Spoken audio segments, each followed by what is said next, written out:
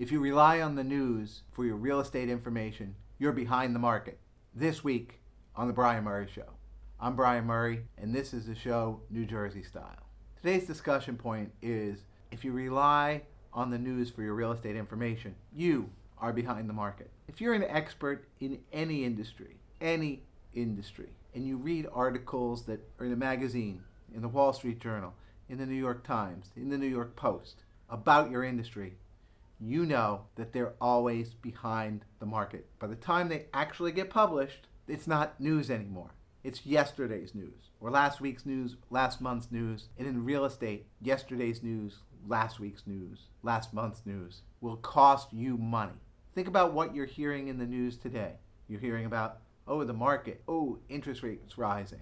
Well, guess what? You've heard about this on this show. You've heard about what's happening now for the last 3 months. You've heard about the future on a show that tracks the market real time, week by week, that has local insight, week by week. By the time that magazine or newspaper happens, renters are coming back to Manhattan. Well, that's not a surprise. That happened 3 months ago, 5 months ago. Rental prices are going up across Hoboken and Jersey City. Already happened. Interest rates are rising. Guess what? Already happened. The market is hot. Well, they're looking at solds. Solds happened. It's like, what's happening right now so you can predict the future, so you can see what's happening right now. That's what you should care about in any industry. Ask an expert in the industry, what's happening right now? It's going to be different than what you read about in the newspaper, watch on the nightly news, see online. It takes time for somebody to aggregate information from multiple different sources and then say, am I telling this the right way? And then get it edited and then get it pushed out there and then somebody to pick it up and actually publish it. And they always want to talk about yesterday. They want to talk about a soundbite that makes sense for yesterday. So if you're getting your news anywhere from a local expert that can say, what's happening right now? Brian, what's happening right now at this building in Jersey City? Brian, what's happening right now with the 2-bedroom, 2-bath, elevator, parking, waterfront condos in Hoboken? What's happening right now? You won't know. You'll read, the market's up, or the market's flat, or the market's this. And you as a buyer won't be prepared, and you as a seller won't be prepared. It's about right now. This is the discussion point on The Brian Murray Show. The No BS Market Report, October 12th, 2021. The reason I call it the No BS Report, because you're not going to hear a lot of sugarcoating in here. You're going to hear analysis, and that's it. So let's take a look at the numbers. Jersey City, 188 condos on the market, 30 of them in the last 7 days, 88 in the last 30 days. That means there's 100 condos that are on the market more than 30 days. Under contract last 30 days, 57. So that looks like about just over 3 months of inventory. Days on market of those that are under contract, average is 45, median 23.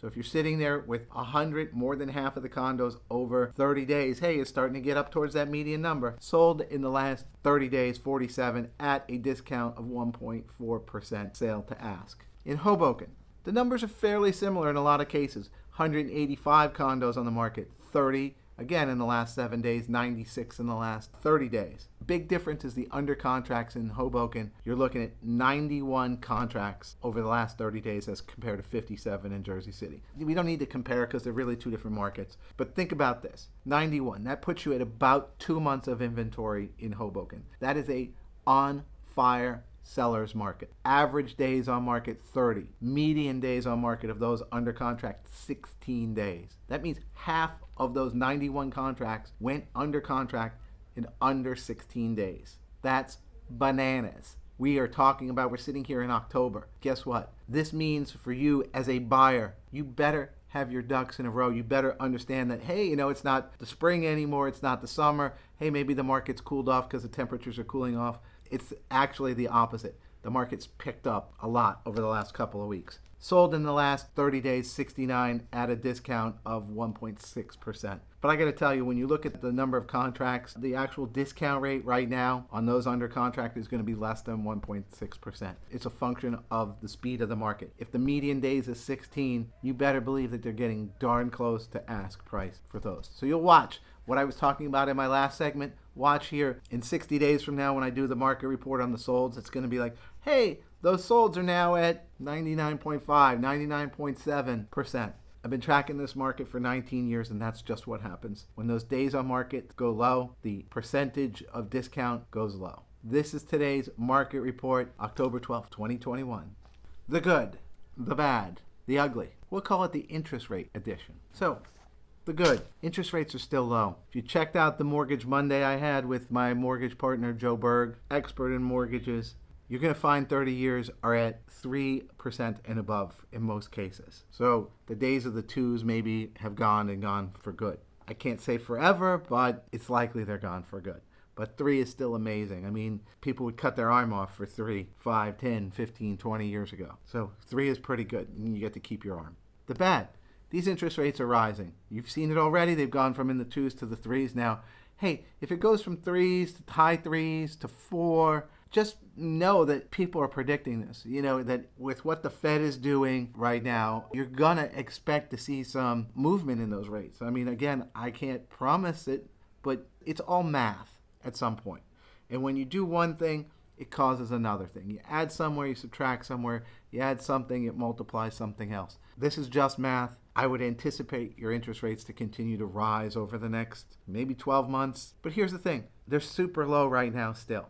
So if you're trying to time the market, don't. And that's the ugly. A lot of home buyers, a lot of first-time home buyers, they don't understand or appreciate the impact of the interest rate on their purchase. They know, hey, getting a good rate is critical, and getting a low rate, it's like picking a winning stock, right? And that some people will fight for that 16th of a point and jump through all kinds of hoops, you know, to save $8 a month on their mortgage. And I respect that. But more so that, hey, a 1% increase in the interest rate reduces your purchasing power by 10%.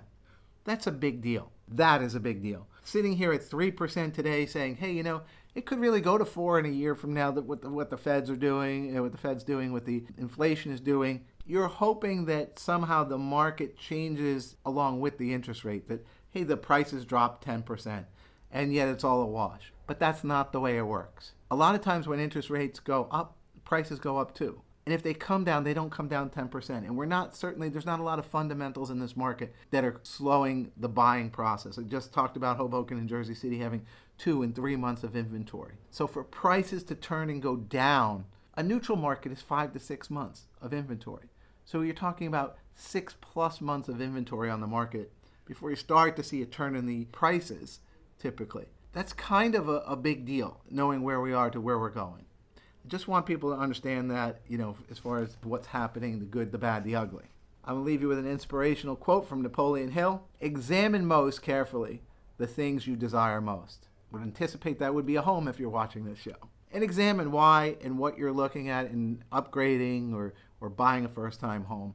And Napoleon Hill gave you some great advice there. It wasn't mine. I wish I could take credit for it. But thank you for watching The Brian Murray Show. As always, all episodes of The Brian Murray Show can be found on the Murray Property Group website under the blog section. You can find me on Instagram and Facebook and LinkedIn, and you can see the shows there, or Google my business page. Awesome place to catch segments of the show. Please leave a comment, a review. Love Google My Business reviews, even if it's just for the show and saying, wow, I get some great information from it. Please, please, please go there and do that for me if you've gotten some great information. I do appreciate the comments. And if there's anything in the show that you disagree with, reach out to me directly, and I'll show you why you're wrong. Thanks for watching.